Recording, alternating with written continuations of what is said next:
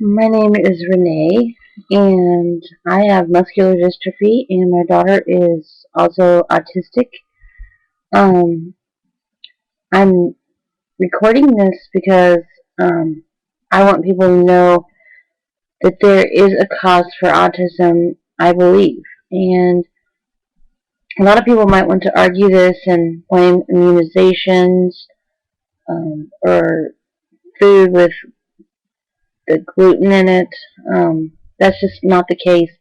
I think things can be a trigger for it for people who have, infants or babies that have low immune systems or, an already severe brain underdevelopment. There's things that can make that worse after birth and during birth.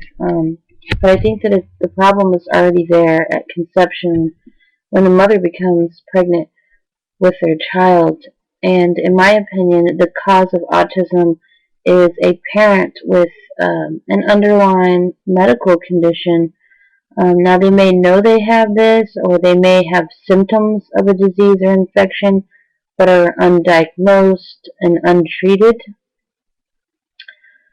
Um, every case of autism, the mother is a carrier of some kind of infection or disease. And this should tell us something about why we're having more and more autistic children is not because of the immunizations, although I do believe immunizations can have a bad effect on a child with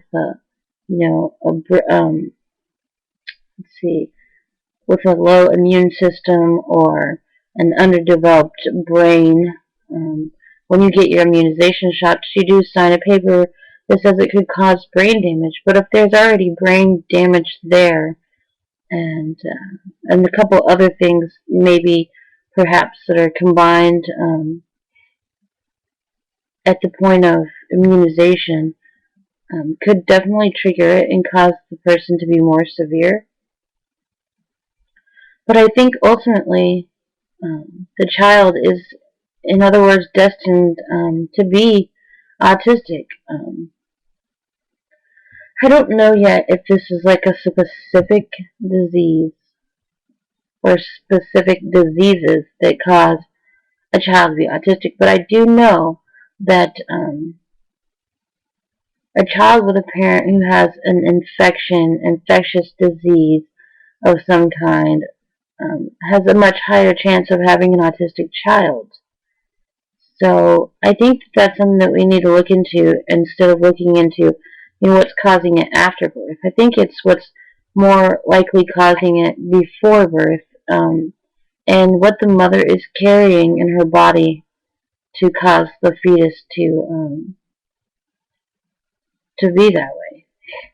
So, like I said, I have muscular dystrophy, and initially I thought it was Lyme disease. And if you look up, if you Google Lyme disease autism, you'll find there are actually books on Lyme-induced autism and other various infections relating themselves to parents who have autistic children.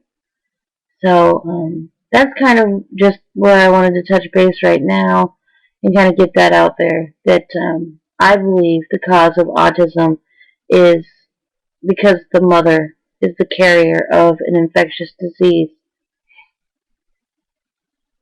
So make of that what you will, but I'm almost 100% positive that that is what it is. The mother is carrying something that has caused their child to be autistic.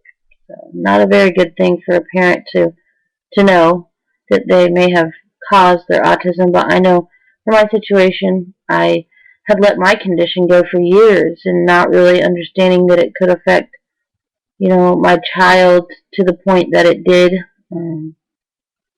So some blame there. But ultimately, I had no idea that I had anything wrong with me that was that severe. I was in denial, and I kept thinking that it would go away or fix itself, and it didn't. And then my daughter was diagnosed with severe autism. So, anyway. Hope that helps.